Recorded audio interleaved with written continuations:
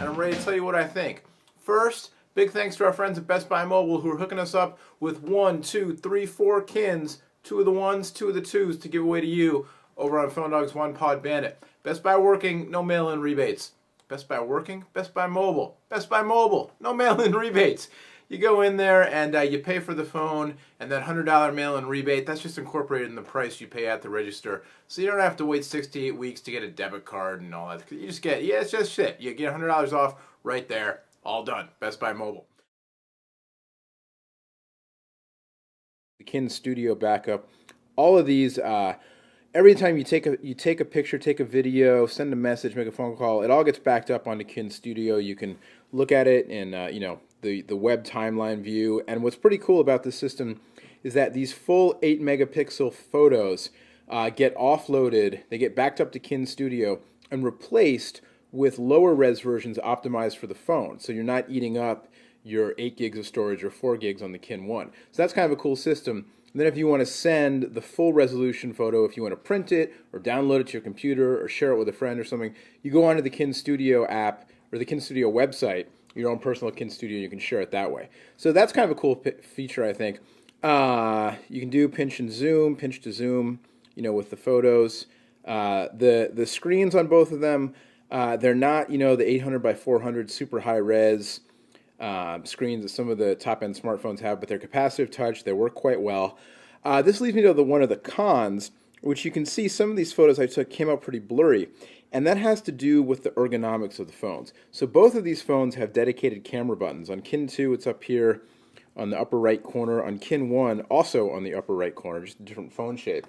And the problem is that when you go to take a picture, at least I had this problem, and I read some other reviews, talked to some other friends of mine, other bloggers who reviewed the phones. They had the same problem. When you go to take a picture, because of the curved nature of the phone and the fact that the buttons themselves are kind of on this curved slope, not only is it a little bit hard to get a grip, but then my hand is naturally, my finger's kind of naturally falling right near the area of the camera sensor.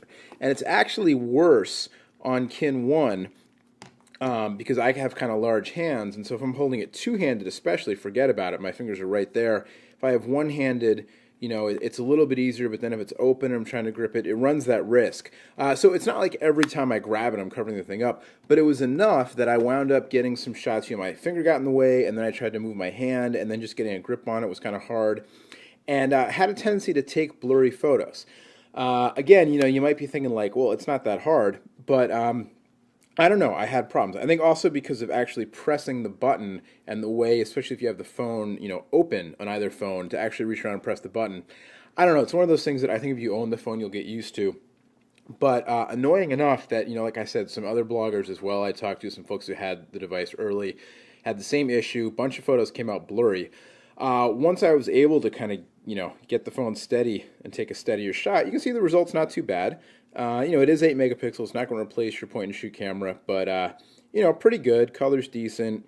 A little bit blown out here and there, not too bad. The flash, it's going to help you with autofocus. It's going to help you at short range. This is on both devices, but, it's not a flash. It's really going to let you take pictures in the dark in a club or something. 720p video, work fairly well. Again, probably a little bit better than the photos, actually.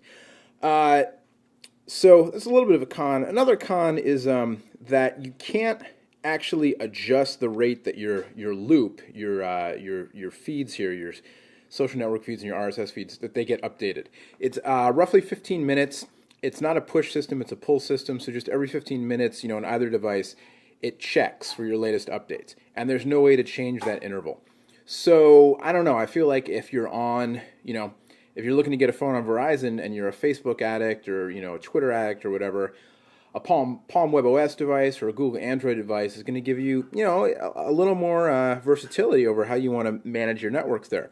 Also, the Twitter clients on these devices, they're not really Twitter clients, and there's no app store. You can't download apps. There may be a solution coming down the line. Microsoft talking about kind of merging the Kin platform and the Windows 7 platform. But as for now, there's no app store. You can't download apps. No games on the phone either.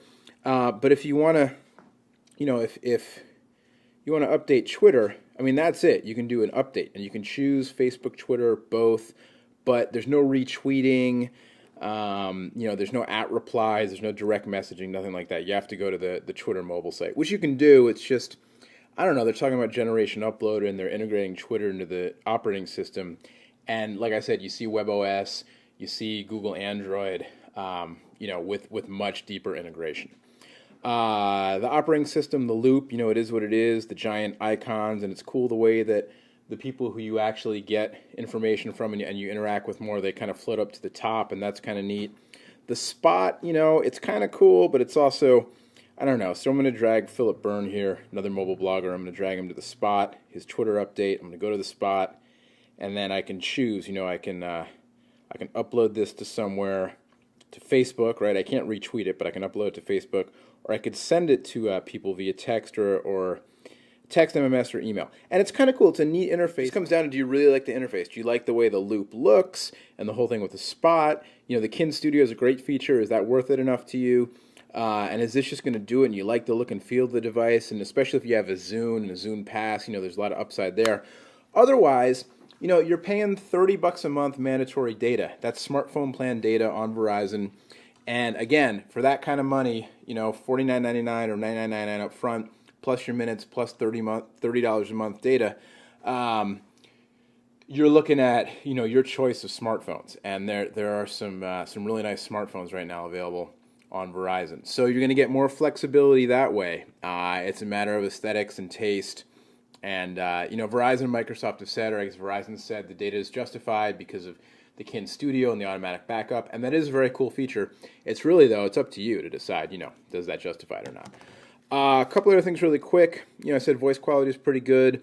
The web browser is decent. It's not as good, I don't think, as the WebKit-based browsers you're going to find on Android, WebOS, or iPhone. It's derived off of Internet Explorer, but it works pretty well. You can pinch and zoom and double tap and all that stuff. And it's not like pinching and zooming is the end-all be-all of web browsing, but it is a hot feature right now. Trendy, and lots of phones have it. But I also do think it's very helpful. I personally use it a lot on the phones that I use. Other people prefer to double tap to zoom. Kind of up to you. I like having the multiple functionality, and it has it. And the web browser, you can see it renders pretty faithfully. One thing about Kin Studio, talking about web browsers, it only works on browsers that support Silverlight. So if you use Google Chrome on your desktop or laptop computer, you're not going to be able to access Kin Studio, at least not right now. But here you can, page is loaded. It's not too bad, pretty smooth. And then I'll take a quick look at messaging. Another con here, no IM client. You can, and you can't Facebook chat either. So, you can do Twitter, you can do Facebook, but you cannot IM with people.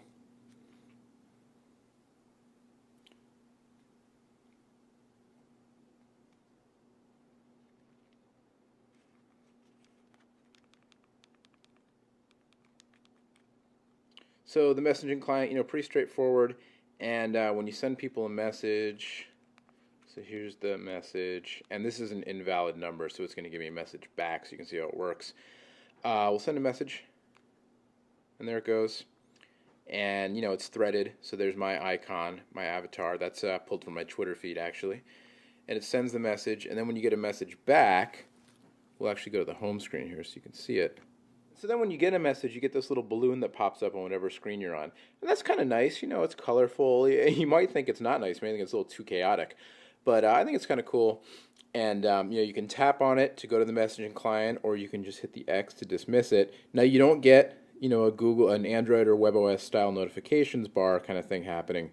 You have to go back and see what's going on.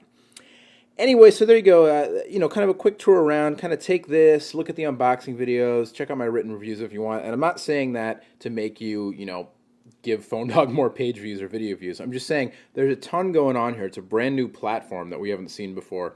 Impossible to cover it. Already this video is probably too long, but I wanted to try to give you, if not a full overview of every feature on here, at least kind of a pros and cons. And to sum it up, I would say, if it was me and you were saying to me, look, skip the whole everything, all the details, tell me yes or no, should I buy these phones? I would say right now for the price, no. I would say either get yourself a messaging phone with a $10 a month data plan, but you won't get the web, or if you're going to spend the money on Verizon for the $30 a month, get yourself a real smartphone so you can download apps and, real Twitter client, all that kind of stuff. And then, maybe down the line, or Or if you're interested in these devices, maybe wait a little bit and see if down the line, what happens with Windows Phone 7 series, and if they really do merge the two platforms. And I'm sure they'll have to come up with some kind of apps and gaming functionality for these devices to keep them current. Or maybe not. Maybe Generation Upload will love these things right out of the box, and I'll be entirely wrong. All I can do is give you my opinion, and there it is. Microsoft Kin 1 and Kin 2 for Verizon. My name's Noah from PhoneDog.com. That's me right there. That's my Facebook profile photo. That's my Twitter photo profile. It's like I'm two people in one body sharing one mind. That's why I make so many mistakes. Till next time, thanks for watching, and much, much more on both of these devices over on PhoneDog.com. We'll see you later. Bye-bye.